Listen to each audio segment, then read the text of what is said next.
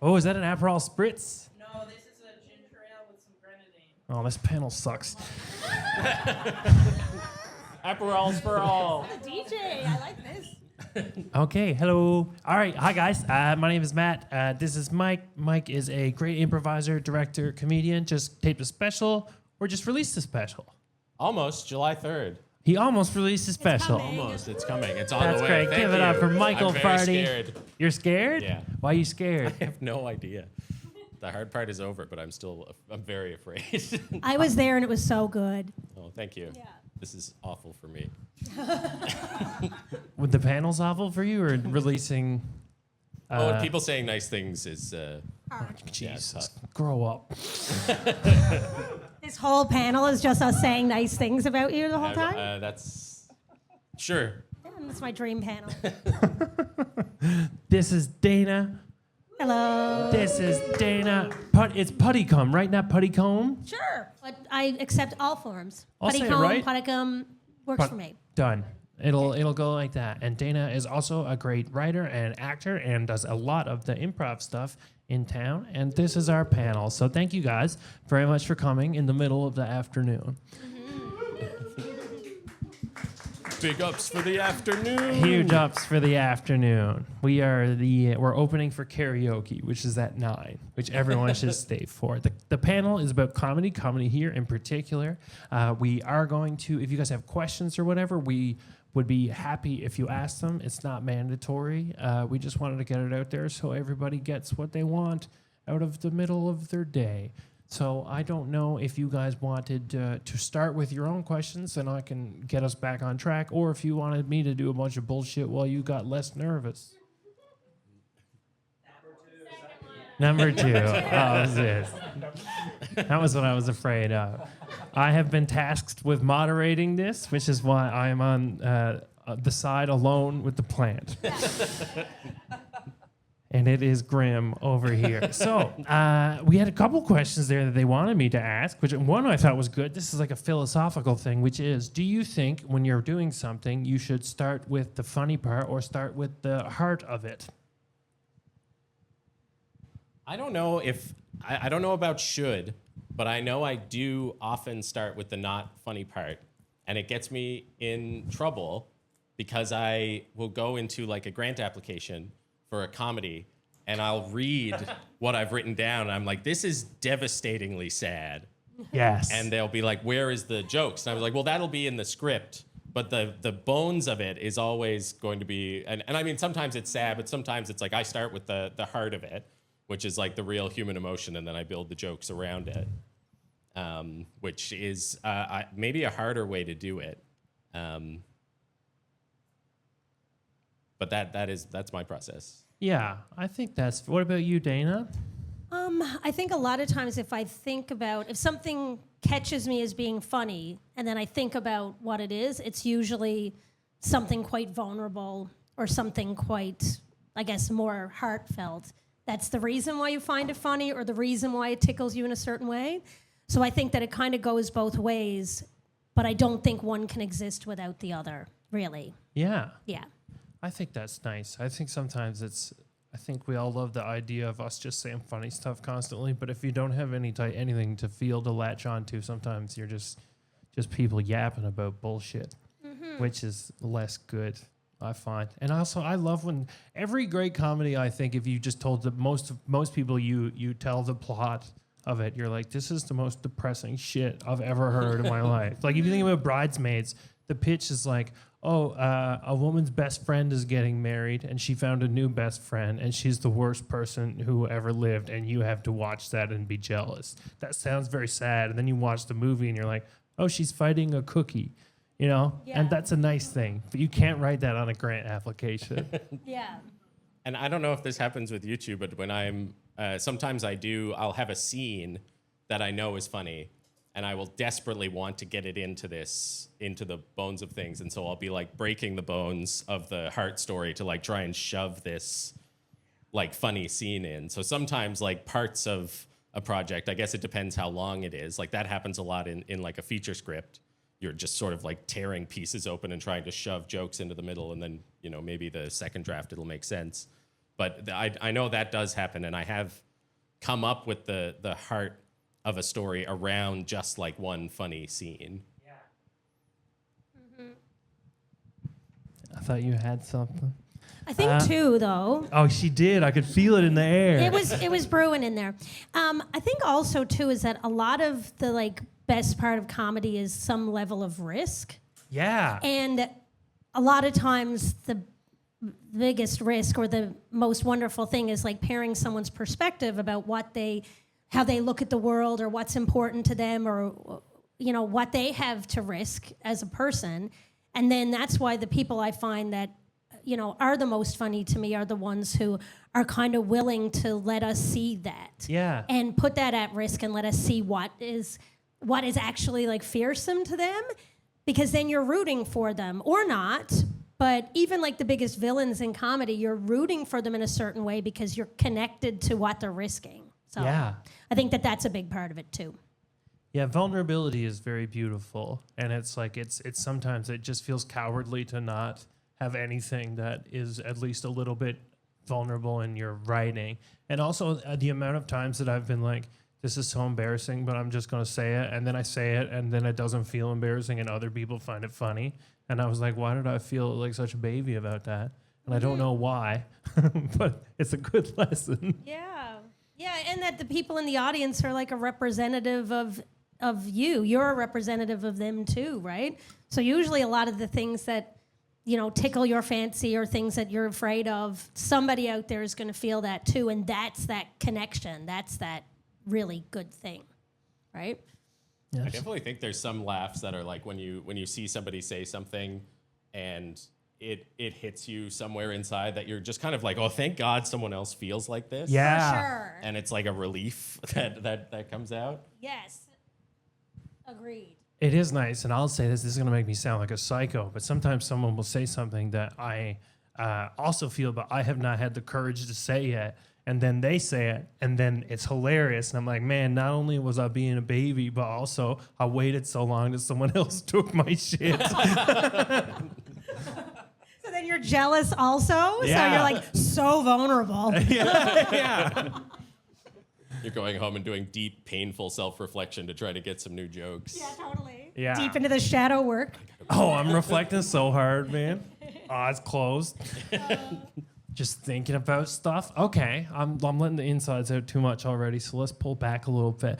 What do you guys think on stage versus screen? How do you find that is a different way to manage, I guess, when you're creating? I mean, one of the most beautiful things about being on stage is just that, like, you have to be there. You know what I mean? Which is part of the nice part about watching a film with people or watching a TV show or anything that's recorded with people is that the experience of being with them is part of what you're laughing at or enjoying. But yeah, I think that they are kind of different, but if you're working with really good people, hopefully you can capture some of that feeling and then that can transcend to how you're doing it. But a lot about on-screen stuff is editing and a whole bunch of other factors that don't happen in the room. So it's kind of about your team, I guess. Yeah, there's an interesting thing with improv too, because improv you are really there, and all you have is what is there and what is happening in front of you, and then like stand up is almost like a half step over because you're discovering a lot of stuff when you're out there on stage, but you are pre-writing a lot of your ideas. You at least know some sort of roadmap of where you're going. And then film, when you're putting it to the screen, most of the time, I guess you're going through draft after draft after draft, really trying to like, does this joke even make sense anymore? So they're very different processes. I find too, because I started in improv, and with stand-up, I find a lot of the comedy is the shadow work or whatever, like the what is actually true to me. Whereas film and improv, I'm usually trying to slide into somebody else's perspective and trying to explore something of like, how do I think this person feels? Or more often for the joke, how is the wrong way to feel this? Yeah. What is the worst scenario this person can be in that makes them the most vulnerable to despair or embarrassment or upset that you can then laugh at? Yeah, I mean, I don't know. I think you guys, I am probably one of the 10 stand-up comedians in the world who genuinely really likes improv. And I think it is, I think it is like one of the best training exercises, on top of it being its own kind of discipline and art form. But like, just for like being in a room and like getting to what the meat of a scene is and just doing character work. And I think it's amazing for people who are like studying acting, I guess. How would you guys who are so deeply in that world, like how does that kind of show up in your filmmaking work? I think it's huge for me. Like, improv is my favorite thing. And I really do think that in terms of like working with people, and like lots of improvisers in the room here today, and like there's nothing like having something happen on stage, and as soon as we recognize what the funny thing is, as we're discovering it in the moment, is the same time that the audience is recognizing what's happening, and everyone's kind of clicking together. Like, you can't replicate that. And there's like a bravery to stand up or to film that you have to stand so firm behind it. You have to be able to say, like, we actually curated this. We worked on this. Like, we decided that this is the moment, this is the timing, this is it. Whereas there's something about improv where you can be so free to let the mistakes lead. And I think that that's a really great breeding ground for bravery, to be able to then take it to the next step, to curate it in a more, I guess, strict way. I think let the mistakes lead is such a beautiful way to say that. And you were absolutely right about like film or stand. That is part of it that is so humiliating, because once you put it out there, people are like, I don't like this. And you're like, I believe it. And you're not going to believe it. This is the best it could have been. Yeah, totally. There are 9 versions of this on my computer. Yeah. This is the actual one that worked, right? And if it's a film, you're like, and other people helped me make this too. Yeah. Oh, shit, dude. Yeah.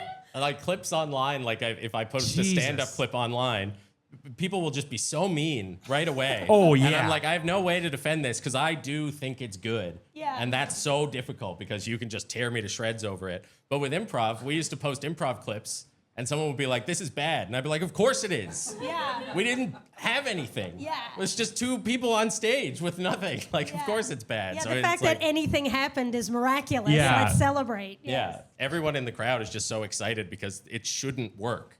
Yeah. Like when improv is happening and it's magic in front of you, you're like, no, there's no reason this should be good. Yeah. It's just a couple of people up there who, Yeah. Someone yelled dildo at. Yeah. And now they they've always been yelled at. performing. They do that. Now they're The performing. usual, We're terrifying people about improv who've never seen improv in the audience, probably. But I mean, it's quite good. I mean, when it's bad, it's real bad. But that's the case with everything. And it is like, I think if you can get to that element of play when you're actually filming something, that's like, I'm editing something now and it's like there's so much improv in it, and I'm always like, it's really hard because I'm like, is this a good, do I love this because it's improvised, or do I like it because it's good? And there's no way of knowing, and someone will tell me on the internet in 6 months anyway. yeah, for sure. Okay, I think that's not actually something that I find very interesting, is where so much of what we're doing right now, whether we want it to be artistically, is just everyone knows that whatever we're doing, you're like, I'm making a movie, and you're like, you are, but you're also making 40, 35-second clips. Everything that you're doing is like, I think most people's kind of hopes is that people would park their asses down for an hour or an hour and a half and actually watch something that you spent time on, but that's never going to happen. They're going to watch 30 seconds of it, if you're lucky, while they're taking a shit on mute. And it's not easy to wrap your head around. It's not, so I don't know what even my question would be there, but I guess the only thing I would say is like, that's a great thing about anything that is live and doing improv, or it's like, I do think that whatever you're making, if it's a movie, it takes so long, and you have to be sitting in a room by yourself for some of it. So like anything that you can do to get out with other people, in front of other people, is, I just think, so imperative. And I think it's honestly forgotten now. Yeah. But I think also, as scary as it is to kind of put something out there and be like, this is the best it can be for me, this is what I think is funny, once you do anything for long enough, and especially like improv, where even people who are naturally smart, naturally funny, great on stage are going to fail a lot.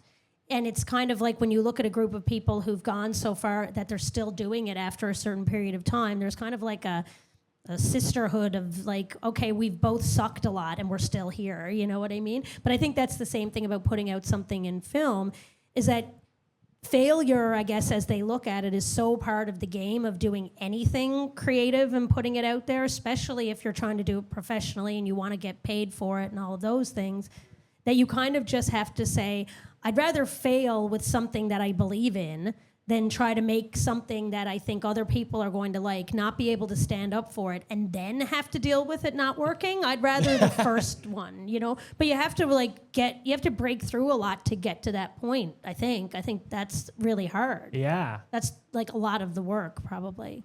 And I think sometimes when you're like, I don't know what your guys' experience is towards pandering, but I've dabbled. And, and sometimes I'm like, okay, well, I'll try to do this thing in this format that people seem to be enjoying, and it feels very disingenuous. And then I try it, and it sucks anyway. And I'm like, well, I might as well suck trying to do my own shit. Yeah.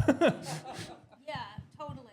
Yeah, if you're not behind it, I think it shows, and people can smell it. Like and they're like, they don't like this, and so I don't like it either. And then and you don't get to feel good about what you did in the end either. Like if I come off stage having done something, like it comes up a lot in crowd work. Oh, because yeah. the internet loves crowd work. They do. And they love it when people are mean to people in the crowd. They love that very much. Which is every crowd member's worst nightmare all the time. Yes. What's your job? Fuck your fucking job. Your job sucks. Am I supposed to swear? What's the rules? Swell. Okay, sorry. Yeah, crowd work. Well, yeah, but you were saying about crowd work. I interrupted you. I'm sorry, buddy. If I go into the crowd and I'm talking to somebody, I want it to come out positive, because I genuinely like talking to people in a positive way, and I don't want to make enemies. But sometimes, if I talk to someone and nobody laughs for a little while, I'm like, I should just be mean to them, I guess, because they will laugh. Yeah. And I feel bad for the rest of the day if I do it. Oh, I have moments I still think about in the shower, and I'm like, why would I be even rude a little bit to someone who paid money to come see me? I want to go to jail alone. Yeah, but I think that's a lesson. I used to work at a venue that had a Monday night comedy night in Toronto that was like a place where a lot of experienced comedians would go, but also a lot of new comedians. And the worst thing was if somebody got up to do crowd work and it wasn't working or people weren't into it, and they turned it that the audience didn't understand, or that there was something the audience wasn't getting. And it was such a good lesson for me, even just like standing behind the bar and watching this and just seeing that it's like, the difference is the feeling of making people feel like it's their problem, whereas you just have to, like, you're the one taking the risk. You just got to take it, and then, you know, deal with whatever happens, right? And talking about pandering, one of the easiest laughs you can get is having something mess up and saying, well, that sucked. Yes. Yeah. Everybody else is like, easiest I know. And then you're all in it together It's again. It's an escape button that works every time. Yeah. You don't have to be like, actually, you're stupid because Yeah. you didn't laugh at that. Yeah. But people go that route more than you think, and Oh, then it's wonder crazy. why it doesn't work. And audiences are too savvy for that. There are too many choices. There's too much to see and do. People don't want to be made to feel bad because they're not into it. Yeah. Yeah.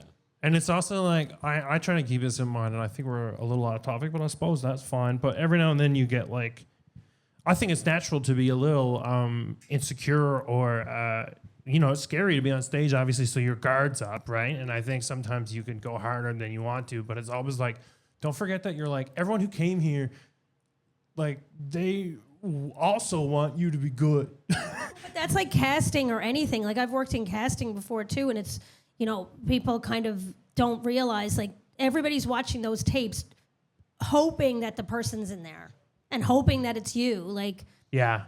it's not, everybody wants it to work. Yeah. And I'll also say this as someone who just did casting, and it was a very interesting experience. Best audition I've ever seen in my life, by the way, right there.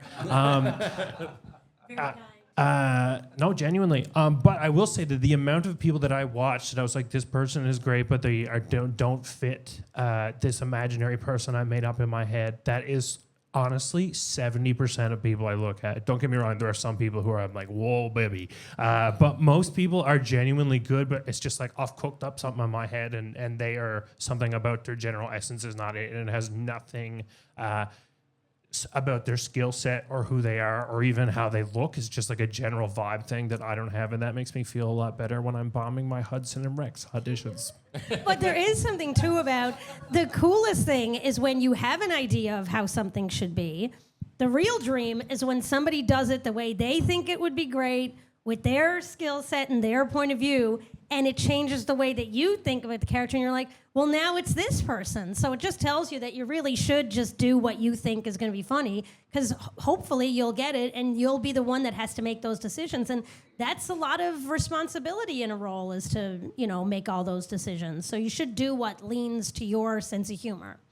I would agree, but I have yet to land the part of Rex. I don't know how many of those dogs have to die until okay, oh God, I forgot we were filming this. Jesus Christ. Oh boy, clip it. This is going big on TikTok. Oh no, the worst one. What movies do you guys like? No, I mean, okay, we should probably get to the meat of some stuff here. So maybe we should be getting into, I think, probably what everyone came here to see, which is you're all, of course, wondering, how do you get on Kill Tony? And Mike will tell you. Go ahead, Mike. I think I think buy a plane ticket today. Yes. To Austin, and just go there and just look at everybody on the plane. Yes. When you're on the way there, and just think of the most cruel, problematic things that you can think about of each person on the plane. Write those down. Do them one after another as soon as you get called up, and you're getting that big joke book, baby. Incredible. Is that the prize? You get a big book? I've only seen one episode, That's but some people got a big book. That is great. Well, ladies and gentlemen, one episode of Kill Tony under his belt. Mike Fardy is here for you, and he's ready to answer any questions that you have about his experience. To be clear, one episode watched. Right. That's still too much. It was too much. They're like 4 hours long. I love that in your fantasy of it, you're roasting people on the plane on the way. That's beautiful. You just described like my nightmare. That would be my nightmare to watch. Anyway. I think it's a true nightmare that it exists and continues to happen. Single most popular thing on the internet in comedy right now. So trust yourself, I guess. Jesus Christ.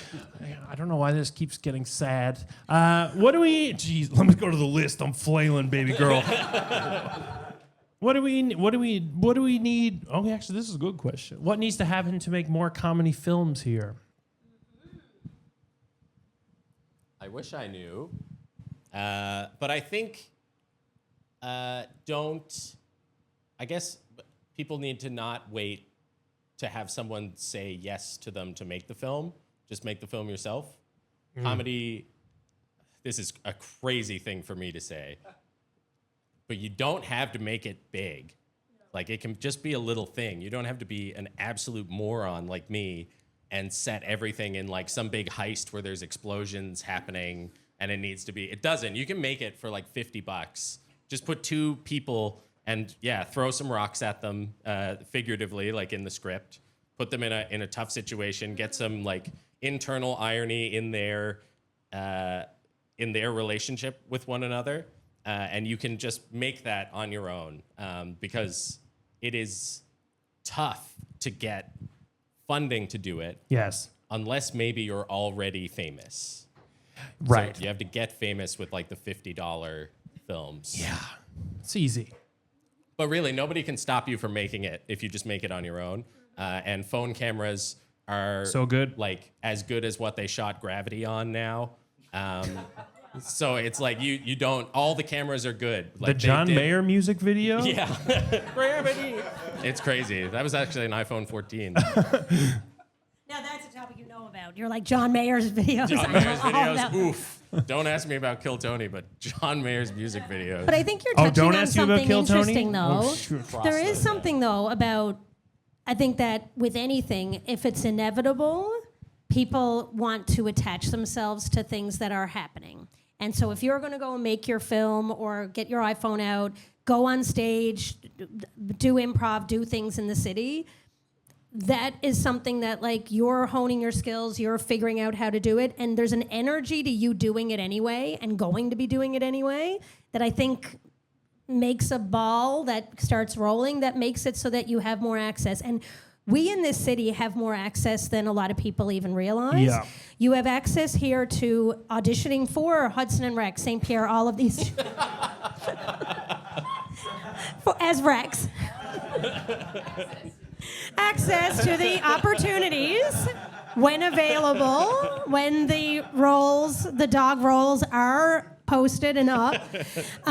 But you have access to that without having to have agents and without having to have stuff. You can go on Casting by Maggie and look for auditions. That's not happening in other cities. In other cities, there are a lot more barriers to you being able to get to those things. And I think we have to acknowledge that and recognize that making movies on your phone here can actually get you further quicker than if you were in a bigger center. And I think we have to take advantage of that rather than being intimidated because we're not in Toronto or Vancouver or New York or a bigger city. It's to our advantage.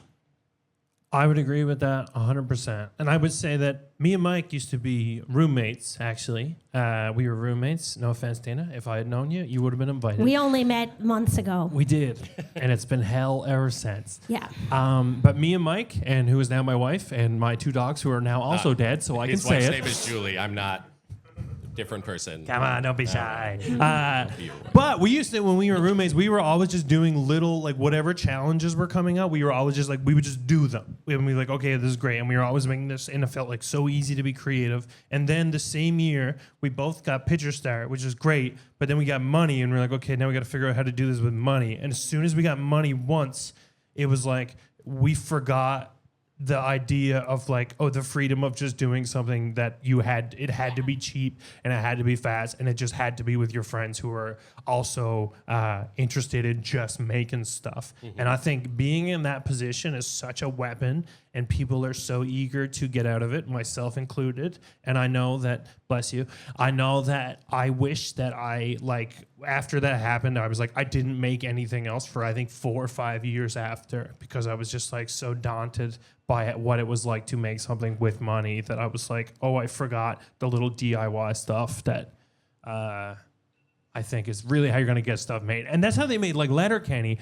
was just like them sitting down talking shit, and then they put it on the internet. It kind of blew up on the internet, and then someone else put money behind it after. And that's like the internet is great for that, because I mean you look at Zach Krager, who is in the sketch group Whitest Kids You Know, made Weapons and Barbarian.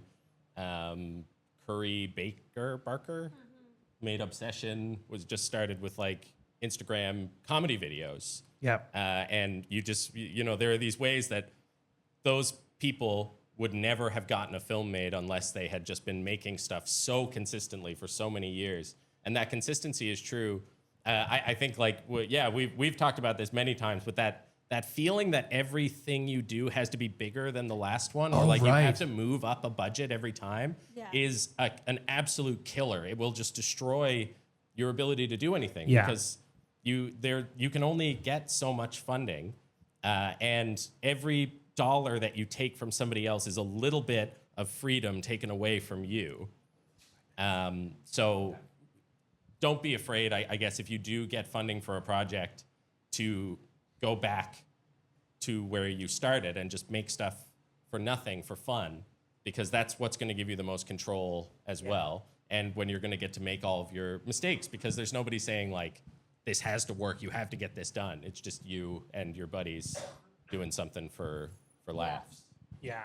Or even if you I would maybe even never lose. It should always be making stuff with your buddies. Ideally, you just pay your buddies more later. It's even if it's in that mindset. It's like, I don't know what kind of fantasy world other people, but it's not. I don't ever think about like, oh, eventually things will go so good and it'll just be me and Brad Pitt and Sally Field, or the big two. I love this movie you're coming up with. Oh, Sally Field rips, dude. I don't know. But I do think it's just like this idea of like always think small, and then if you get extra money, oh, what a little treat.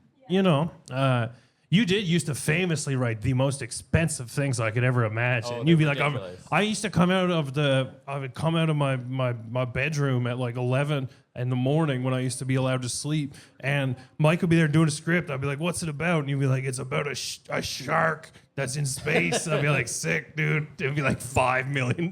Yeah. Oh, they were impossible to shoot.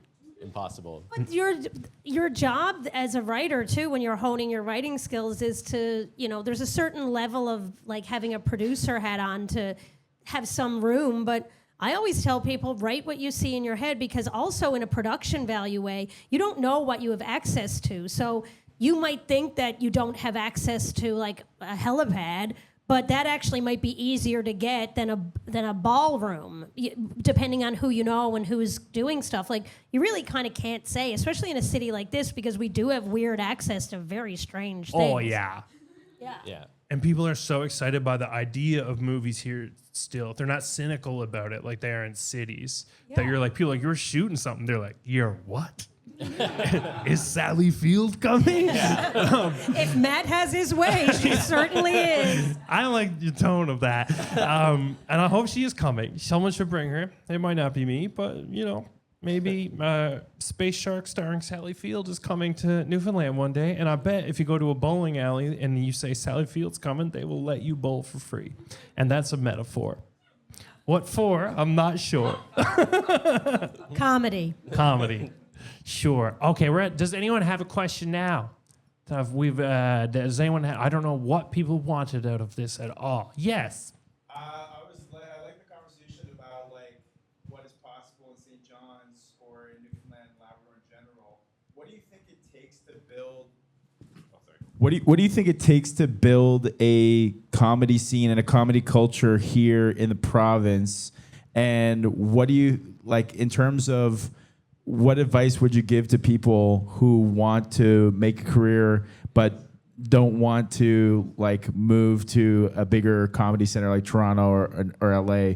And what do you think? And not that I want to do that, but I'm just saying in general, like how do we create a Newfoundland like mass culture of comedy? Because I feel like what I'm trying to get at here is that the Kill Tony kind of popular like comedy is very American. It's very like, and I'm like wondering how can we develop our own kind of mass culture here that isn't always just constantly being influenced by the United States or bigger comedy scenes, and like how do you create like a Newfoundland? And is there any kind of examples of like people doing it right now that you're inspired by? And yeah, I think that's two very good questions. I think there's one half of them. Probably we should tackle them differently because I don't think anyone else has a question yet. And I think it will stall us for time. So I think there's one question, which is how you cultivate a scene locally, and then I guess is how you would work from here without going to a major market. Is that accurate? Did I get that right? And then how do you not be influenced by America? Third one, fuck if I know, man. Yeah. Good luck to us all, and may God have mercy on our souls. Well, on that third part, not being influenced, I think that is the big thing that the internet has done right now, is you look at people like Chris Fleming or Zach Tucker. If you haven't seen either of them, I'm so jealous of you. You're in for such a treat. But they are doing the craziest stuff that I cannot imagine having to do in an open mic. Oh, good point. Yeah. Chris Fleming is crawling on the floor, stools on his body. He's got 5 microphones placed around, just doing the wildest, and it's the most joyful, just positive, completely out there. I don't understand half of what he's saying. I'm having the greatest time ever. Yeah. But that is a type of comedy that basically couldn't exist unless you're reaching a wide enough net of people to find your group who are into that type of thing. And now he's just blown up. And so I think there's a lot of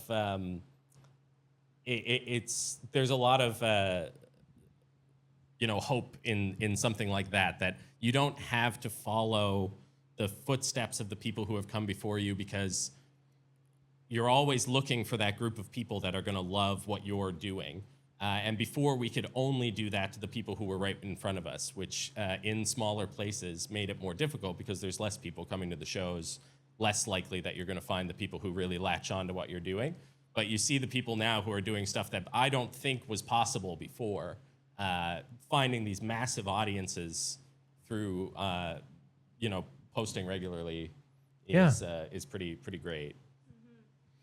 I would agree with that. And Chris Fleming is really good, both in terms of like the physicality and the writing is just so nuts and specific. I think in terms of other people, I think a lot of you can be kind of influenced by whatever Mike says something. Then where you're like, could you do that at an open mic? And it's like, well, you could, but a lot of people might not like it. So I think it's always good to just, even if you don't have a full group, sometimes I think a full group's a lot to ask, but if you have one or two friends that you're bombing and they can be like, actually, that's quite good, and you can trust them, I think that's worth a gajillion dollars. Because you don't want to kill for every person. There's some people that you're like, you don't really... And in terms of what's popular right now, I think in comedy, people get really lost about, be like, people are more kind of inclined to be like, well, this is what's popular right now. But like most bands, like almost every band is like, Taylor Swift is the most popular musical artist in the world, and I like Taylor Swift for what it's worth, but almost no musicians say they want to be Taylor Swift. But I think comedians are more inclined to be like, people expect them to follow like the biggest thing, whatever that is in that moment.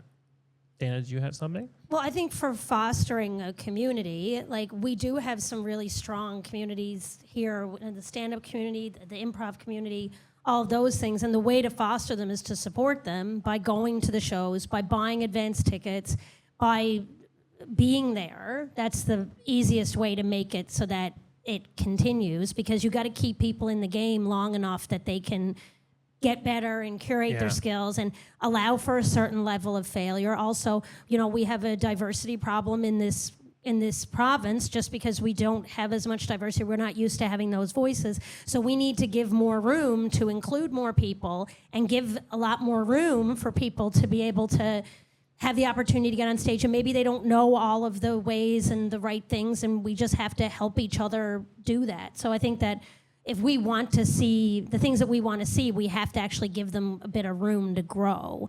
But the communities that we have here, like our improv community is so strong right now, and that comes from continuously doing shows. And there might be 10 people there, but next time there'll be 15 people there. Next time there'll be 20 people there. But that takes a lot of work from leaders in the community who are putting in time, and like Rayanne, with St. John's Improv and stuff, who are going to be like, I'm going to keep doing it. I'm going to keep showing up, and I'm going to keep doing it. And some people might like it or not like it, but you have to just chart a course and just keep going. And we can do that here. Like comedians that you like in Newfoundland, watch their videos, like their videos. People that you like, buy their merch.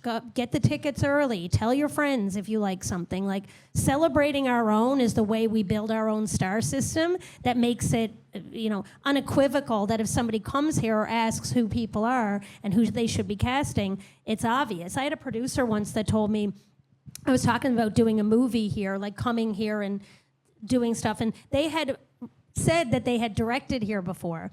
But when I talked to them about doing this particular script, they said, well, we would have to see about who we could get. And I was like, well, we have so many actors. We could cast this movie 100% here.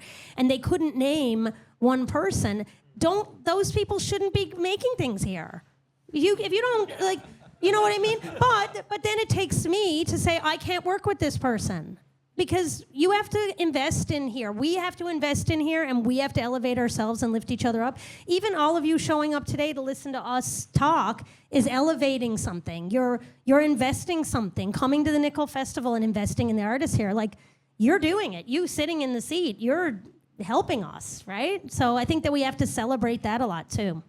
Yeah. And people like wanting to jump in and try it too, like the improv community, like especially is so good for just, come and try it out. There's a lot of really talented and supportive people who are doing improv here who will like get up on stage with you and you can try it.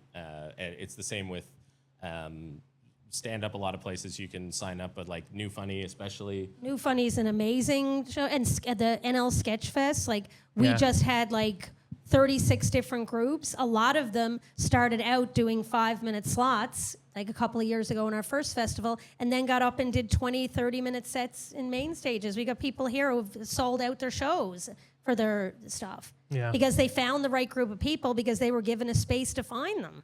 And that's what we need. And we have to keep showing up and elevating and just really like lifting each other up in order to make it work, right? Yeah, I would say especially when someone is new to whatever they're doing, I think it's like extra important if you have any comfort socially or experience in what you're doing to be like, if someone is doing something for the first time, even if they sucked ass, say good job. Because it's like, honestly, like doing something, it's just scary. And the amount of people who, this is a stand-up specific thing, but I've watched and I've been like, oh, that person was quite promising. And I bet if they had 6 months deep into this, they would be killing pretty regularly. And sometimes I'm like, I don't know if they got enough encouragement or if they just felt weird showing up. So,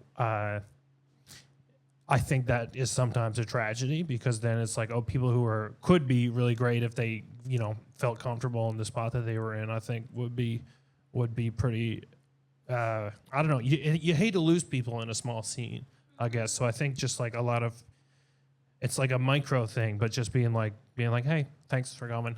Just introduce yourself and then see you next time kind of thing, I think goes a long way. I know it's not like a big sexy thing, and I also think that this is an unbelievably lame thing to say, but infrastructure is really good, and you should support it. Like, there's no comedy club here, and it is missed. So anyone who's like doing like a festival, or anyone who's doing like some type of like monthly room or something, just like giving them support for trying to build something that's not about one person, I think is quite important, and it's fun. It should be fun. I hate when people talk about networking. There's enough regular cool people who are like doing stuff like this that it's just like, you don't need to be like networking. Just show up to where you are and you will find friends, and then you network by accident. And isn't that more natural for everyone involved? And having someone to like dive in with you does make it a lot more pleasant in that way, because even if you go up and you bomb, but then your friend goes up and bombs too, you're better friends. The dream, man. It's great. You've bonded now, and if you're eating shit fries with someone you just bombed with is an experience I wish for every person on this earth. It's great. It's great. As long as you're bombing for reasons that aren't harmful to the people in the audience, keep doing it. But it's also about having a closer distance to your failures and your bombing. Like, the more that, like, if it takes another month before you have another show, it might be harder for you to puff your chest up and show up and do it again. That's why we want to have more consistent things so that people have more of a chance to be able to try things. And if it doesn't work, next week you can try it again and you'll erase that and you'll move on. That's something that's hard in a smaller place too, right? In a bigger city, you could go do 3 mics in a night and one of them is going to be the better one, even if they're all bad. Yeah. And it is like, it feels, especially when you're starting, like every set is such a big deal. Yeah. And every time you get on stage, it's such a big deal.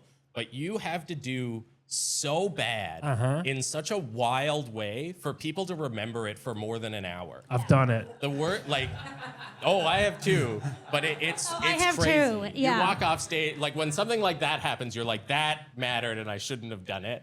Oh, But yeah. most of the time, the worst thing that's going to happen is people aren't going to laugh very much, and you're going to get off stage, and then the next person's going to get up, and it's like the neuralizer from Men in Black. It's like, pew, and they're like, you were gone out of their mind. Yeah. But you know what? But you'll remember it and tell stories about it more. So you actually won't let yourself forget because you'll be like, oh man, one time, it was the worst. This is what happened. But eventually you won't, because you'll bomb so many times that it's just a pet. Like, you put one in, another one comes out the back. Like, you're losing bombs eventually when you bomb enough. That's the best part to get to. You start pushing out the oldest ones. Oh yeah, you're just like, whatever, yeah. Yeah. I have no emotional attachment to the outcome of my performances whatsoever, and it's become a problem. So you don't want to go too far the other way either. I don't know. It just kind of keeps showing up. What was the back half of your question? We missed something. Did we hit anything in this?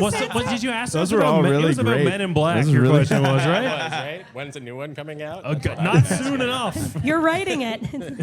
Oh, I think you guys answered it exactly. Like, I think the building, like, and I think you touched on it, Matt, when you said the infrastructure is really important, and then also So punk rock, supporting. But it's like it is when you're behind the scenes. I think like you are when you realize, okay, actually, it is really important that there's venues for this thing to happen, and then what you talked about, Dana, as well, in terms of like the community aspect and building the star power or the I don't know what you said, but the kind of the constellation of we need to build the names here so that when a director comes here, they know who it is. I think media also has a role in doing that as well. Yeah. And do you think that Canadian comedy doesn't have enough, like, is CBC getting on a CBC radio show, or like, is there enough runway for Canadian comics in general? Like, or is it like, okay, I can go get to this point and then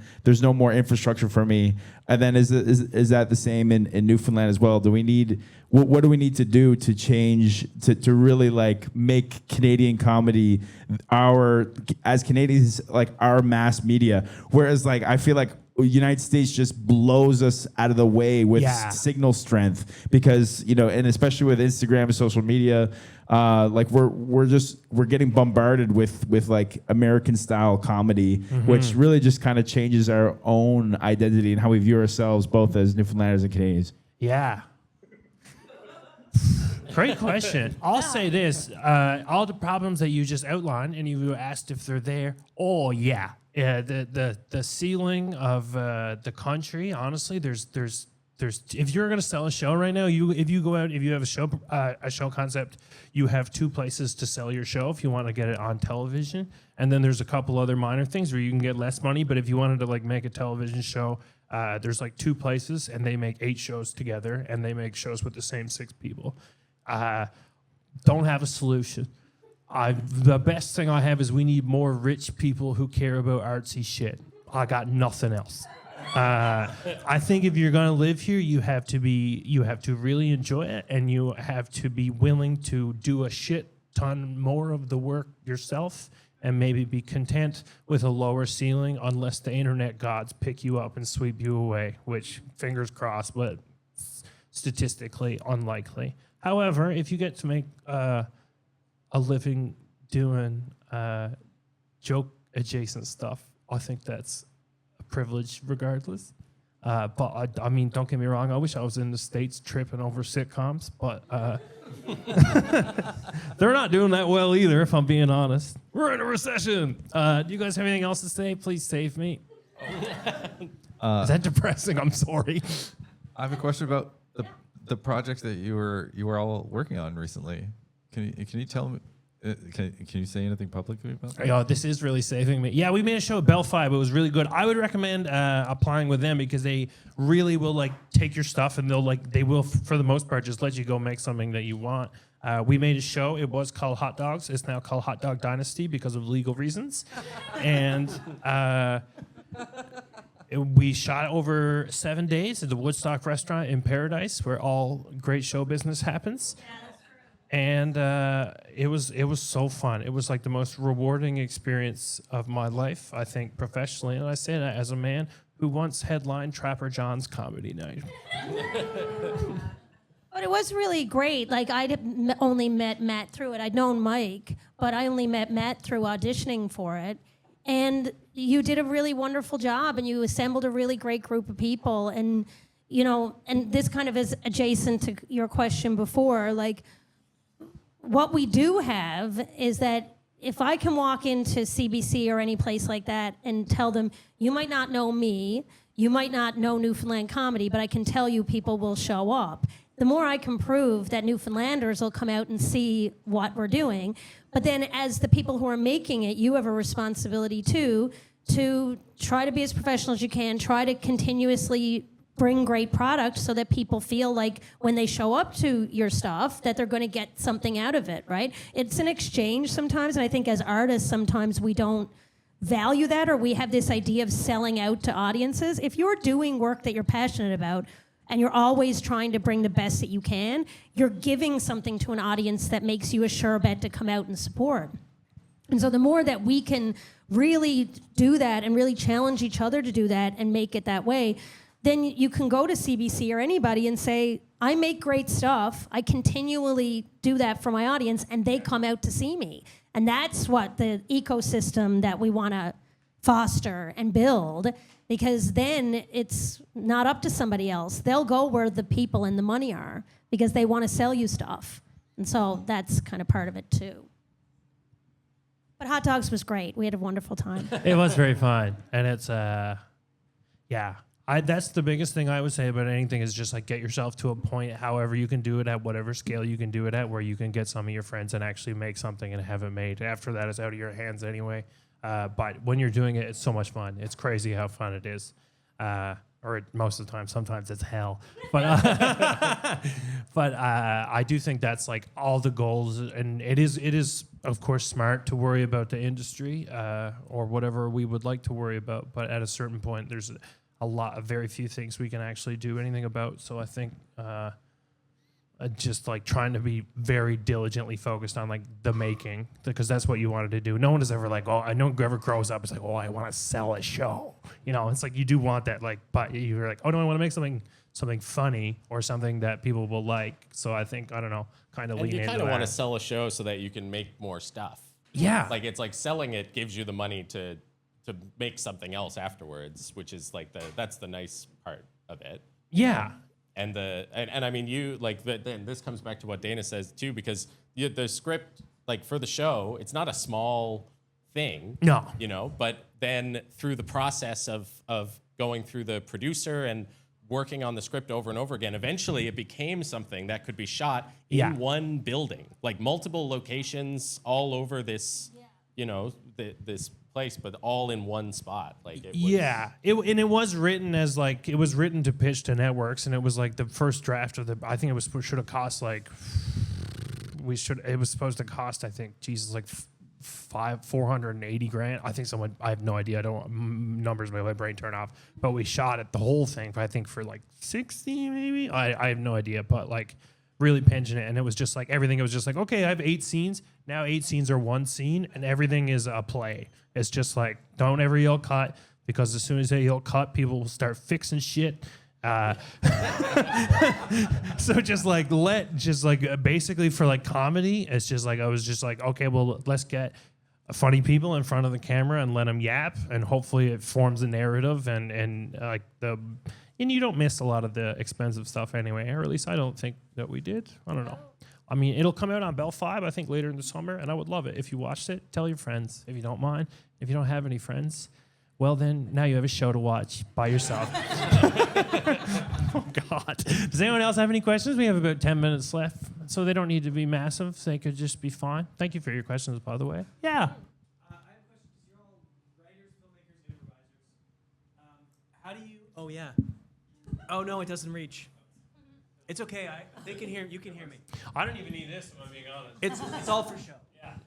Yeah. My question is, like, as improvisers, but also writers and performers, you know, you do 9 drafts of something, and then you get on set with a bunch of funny people, and they start improvising or changing lines that you're like, wait, it took me months to get that line like that, and I think it was good.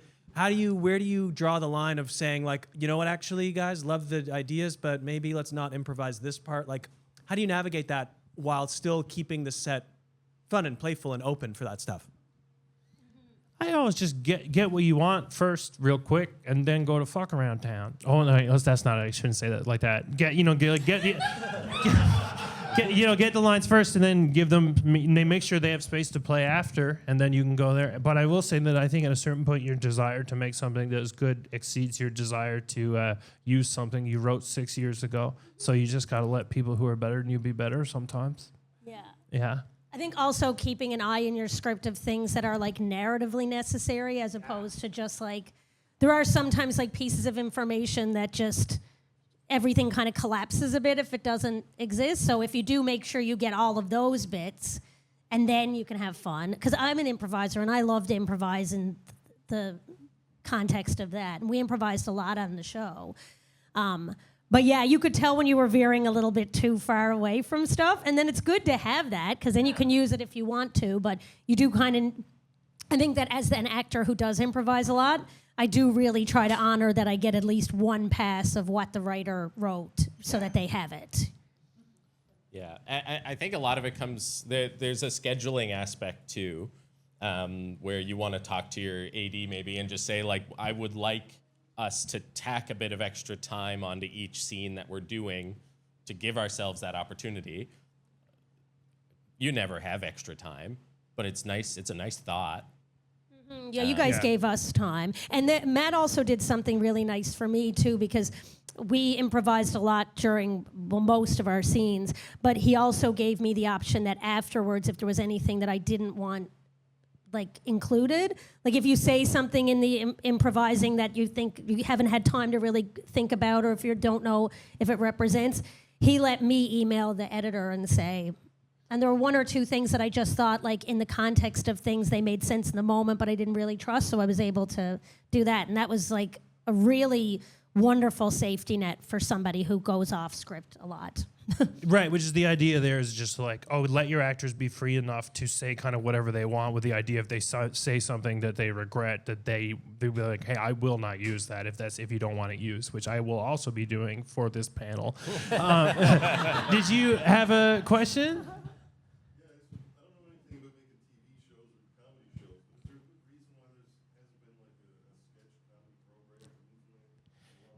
Yeah, I have asked this question very specifically. Incredibly hard to sell. They don't sell well. It's weird because it's like with sketch, it's because like 22 minutes has been on for 1,000 years, and SNL's been on since 1992. So you'd think that it's like, oh, sketch shows are like massive, but almost none of them they're really hard to market, is what I've been told by people who have their shirts tucked in.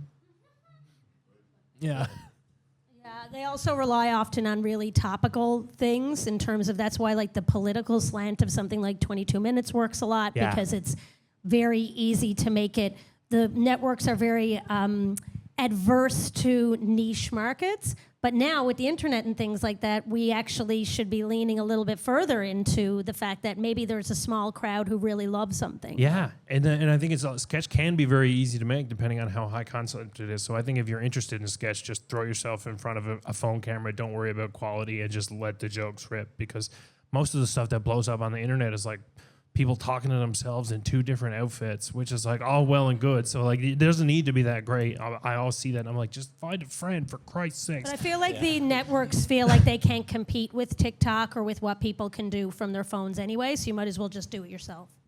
And if you get a group of people, again, then you have that group of friends who you're just making stuff with, and it can start as sketch, and then maybe you're like, oh, I want to make a short. Let's make a short. And nobody's getting trapped in a box. You know, you don't have to be just a sketch artist. And I think this is something that people comment on all the time in Newfoundland, is everybody does everything. Yes. Everybody here does everything, because there's not, there's no solid career in any one thing. It's just you're doing it for the love of it, and you're exploring the art in the area. And that's a benefit that we have being here, is that, nobody's gonna say like, no, you're a sketch artist. Like, don't you dare go up there and do something dramatic. Like, nobody cares. We want to see everybody just doing cool art. Did you have a question there, sir? Yeah, I think people are getting to Canadian content. I think people are losing sight of CanCon regulations.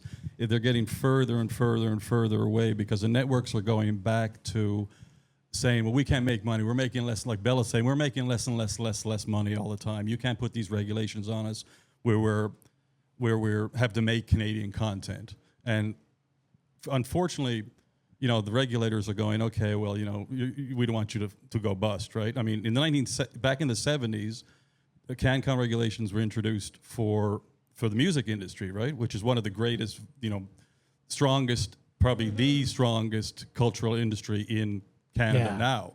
right? And we got some bangers out of it too. Go yeah, ahead. Yeah, because it was CanCon. 30% of the music on radios in Canada had to be Canadian, right? Which has disappeared.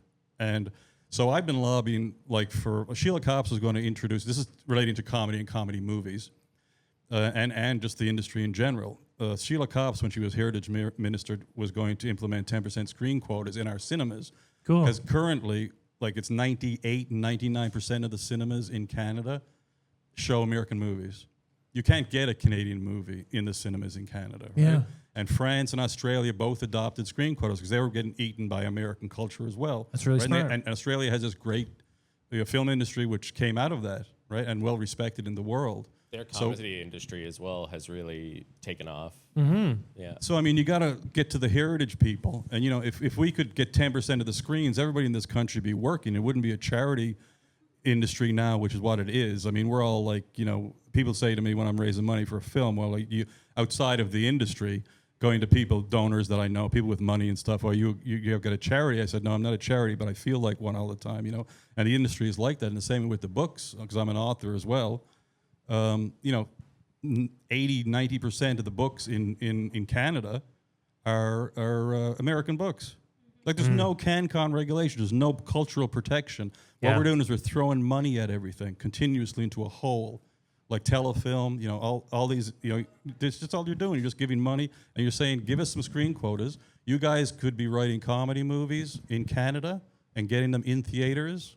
Like, we could all be doing docs in theaters. We could be making features in theaters, and also on the networks. I mean, with you're saying, the place to go is, and unfortunately it is that, and in a good way it is that too, is to go to,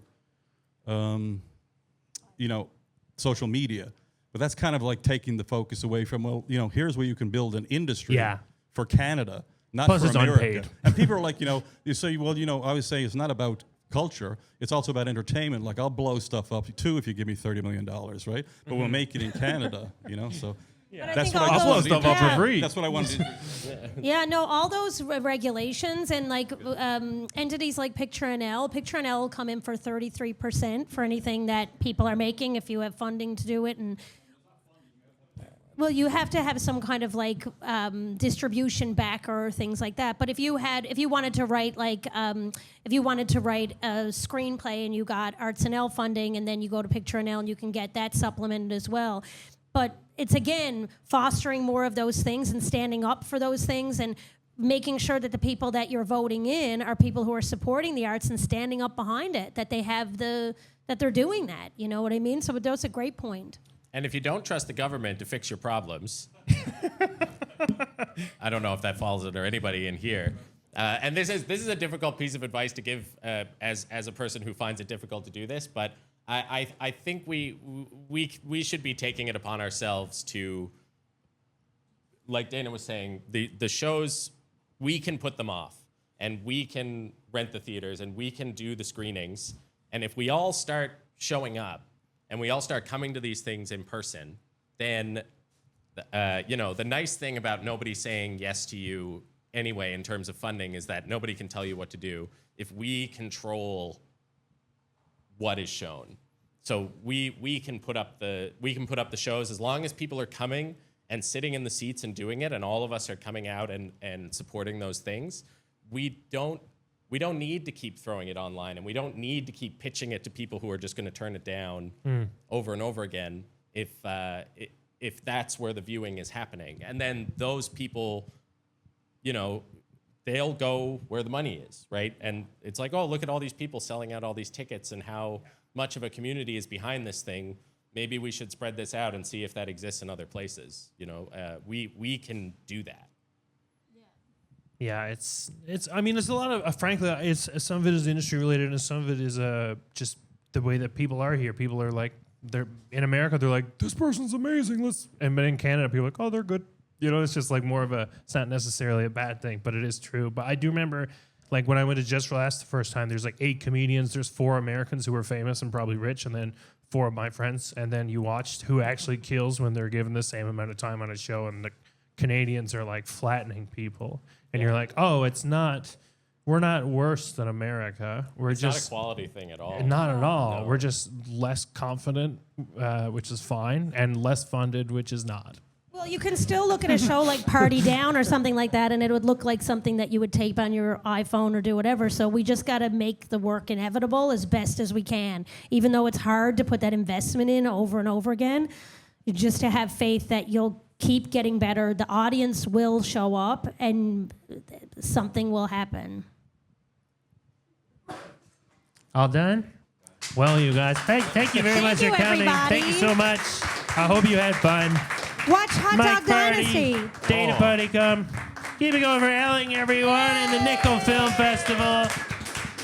There's a screening soon, and there's karaoke at 9. Yeah. If anyone leaves, they're in deep shit. Great